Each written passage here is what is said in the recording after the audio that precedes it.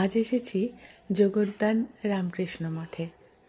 শ্রী শ্রী রামকৃষ্ণ পরমহংসদেব, মা শারদা এবং স্বামী বিবেকানন্দের পদধূলি ধন্য এই ভূমি।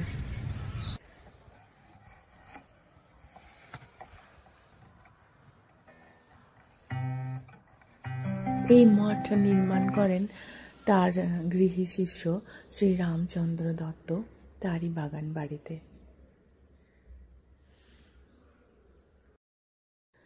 এই ঘরটিকে বেদি ঘর বলা হয়, যেখানে উনি প্রথম এসে বসেছিলেন ভক্তদের সাথে, আর এই জলাশয়ে হাত পা মুখ ধুয়েছিলেন উনি।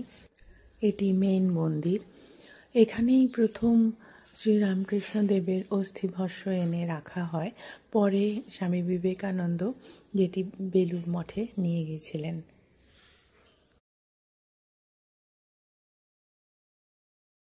এখানে 10:30টার